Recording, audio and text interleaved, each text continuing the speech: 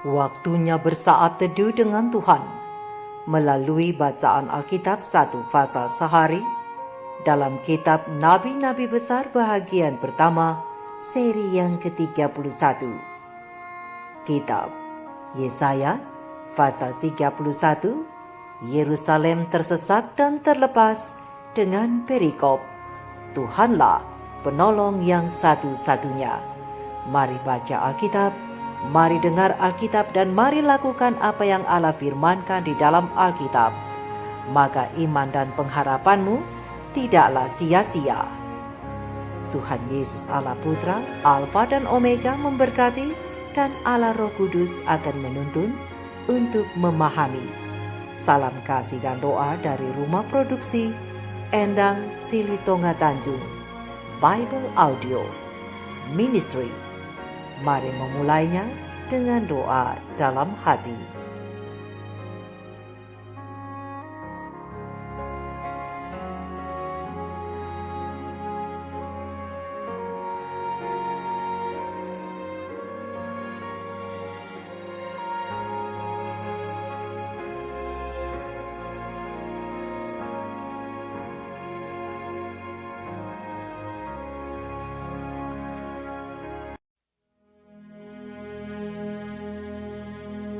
Celakalah orang-orang yang pergi ke Mesir minta pertolongan, yang mengandalkan kuda-kuda, yang percaya kepada keretanya yang begitu banyak, dan kepada pasukan berkuda yang begitu besar jumlahnya, tetapi tidak memandang kepada Yang Maha Kudus, Allah Israel, dan tidak mencari Tuhan.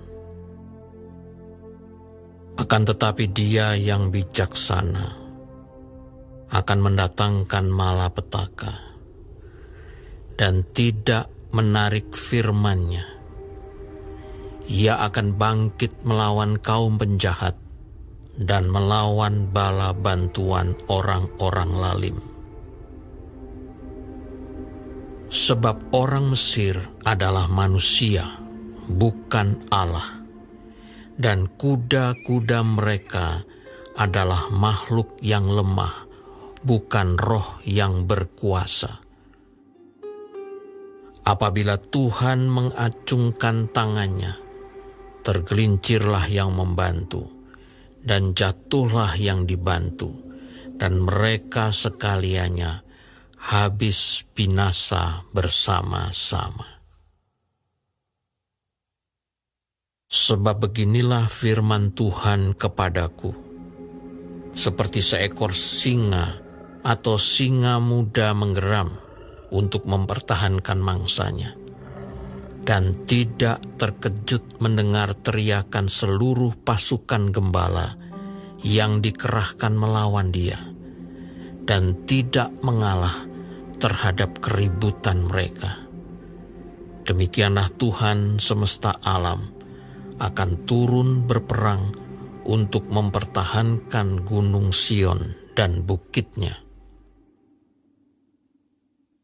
Seperti burung yang berkepak-kepak melindungi sarangnya, demikianlah Tuhan semesta alam akan melindungi Yerusalem. Ya, melindungi dan menyelamatkannya, memeliharanya dan menjauhkan celaka. Bertobatlah, hai orang Israel, kepada Dia yang sudah kamu tinggalkan jauh-jauh. Sungguh pada hari itu, kamu masing-masing akan membuang berhala-berhala peraknya, dan berhala-berhala emasnya yang dibuat oleh tanganmu sendiri dengan penuh dosa. Asyur akan rebah oleh pedang, tetapi bukan pedang orang, dan akan dimakan habis oleh pedang, tetapi bukan pedang manusia. Mereka akan melarikan diri terhadap pedang. dan teruna-terunanya akan menjadi orang Rodi. Pelindung mereka akan lenyap karena gentar, dan panglimanya akan lari terkejut meninggalkan panji-panji. Demikianlah firman Tuhan yang mempunyai api di Sion dan dapur perapian di Yerusalem.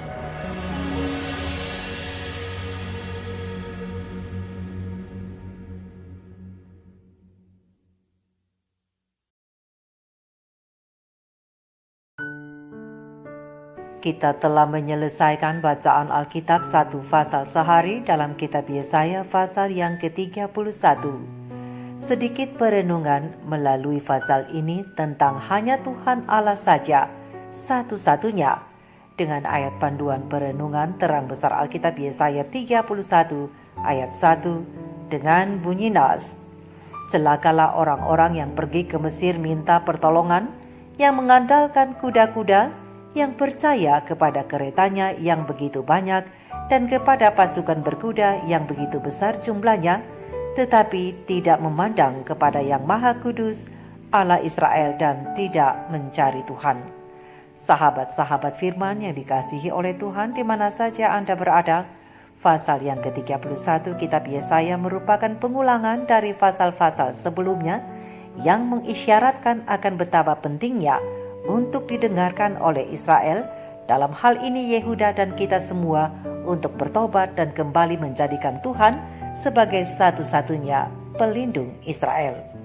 Sahabat-sahabat firman, perikop dalam pasal ini berpusat pada satu titik yang sama maknanya, yaitu ajakan untuk mengandalkan Tuhan dengan struktur sebagai berikut. Mulai ayat yang pertama sampai ayat yang ketiga, ajakan untuk memandang kepada Tuhan sebagai satu-satunya sumber pertolongan. Kemudian ayat yang keempat dan kelima, ajakan untuk mengandalkan Tuhan sebagai satu-satunya sumber perlindungan.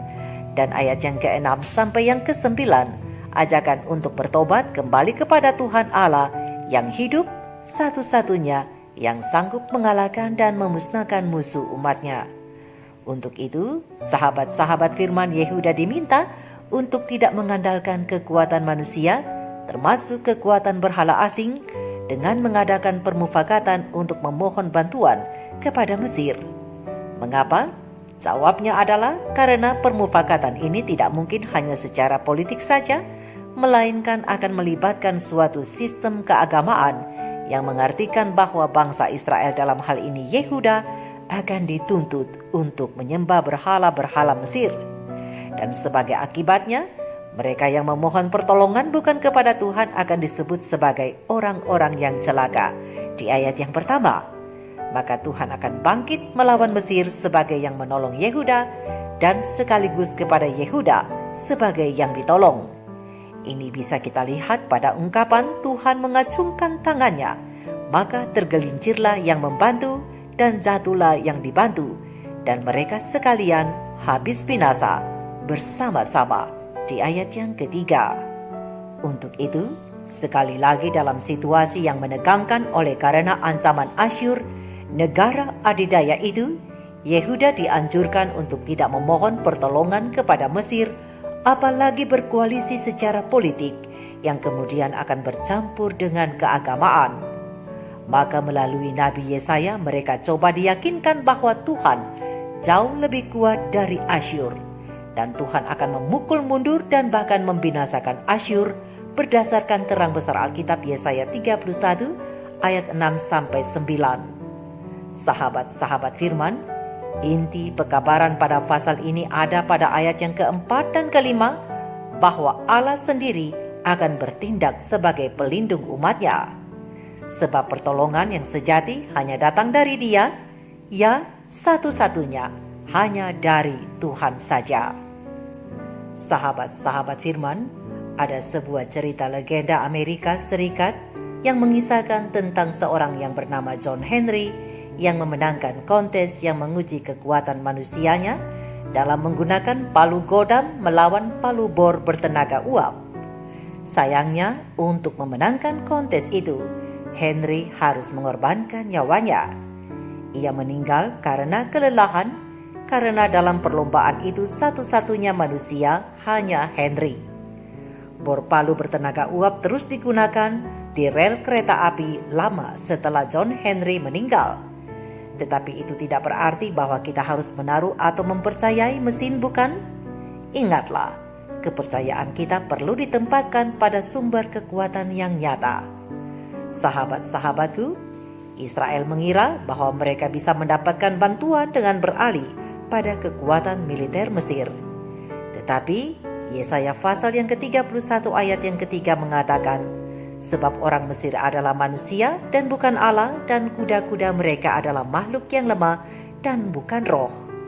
Implikasinya jelas, kita harus percaya kepada Tuhan dan pada kekuatan rohnya. Seperti bagian terakhir dari kitab Zakaria, pasal yang keempat ayat yang keenam yang berbunyi demikian, bukan dengan keperkasaan dan bukan dengan kekuatan, namun rohku, firman Tuhan semesta alam. Ini memberitahukan kepada kita bahwa kita tidak dapat berjuang untuk keluar dari masalah dan juga tidak dapat berbicara untuk keluar dari masalah itu.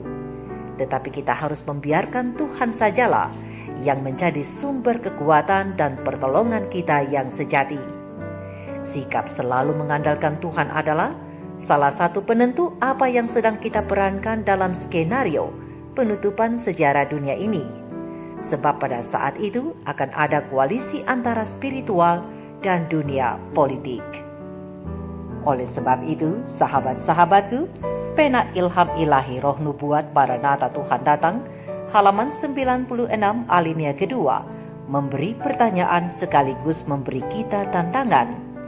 Bagian apakah yang engkau akan perankan dalam skenario penutupan sejarah dunia ini?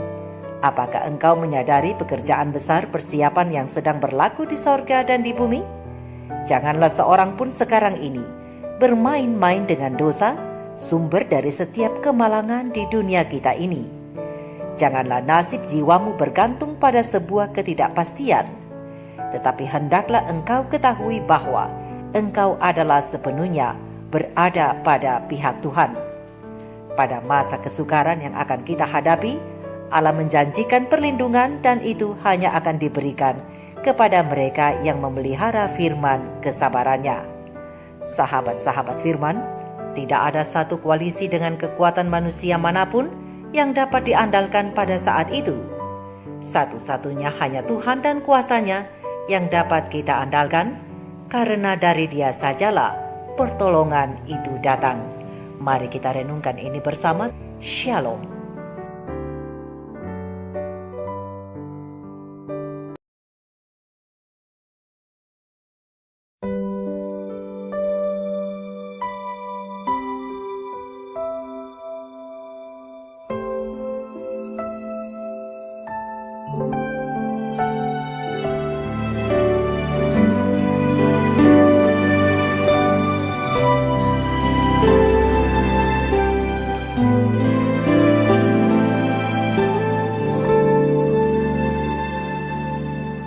Hanya Tuhan yang ku andalkan menghadapi semua.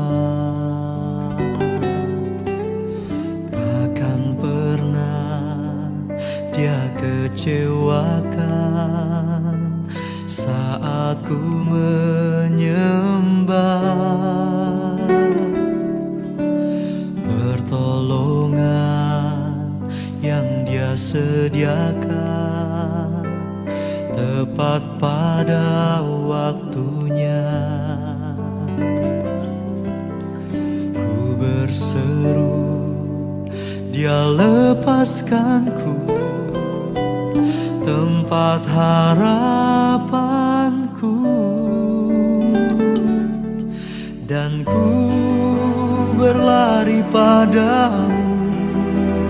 Gunung batuku, Kau hapuskan air mataku.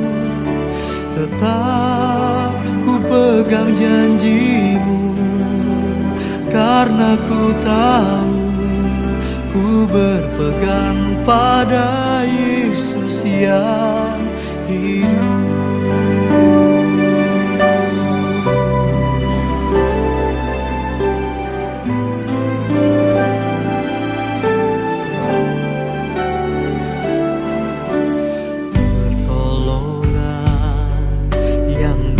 Sediakan tepat pada waktunya. Ku berseru, Dia lepaskanku tempat harapanku, dan ku berlari padamu, gunung batuku. Kau hapuskan air mataku, tetap ku pegang janjimu, karena ku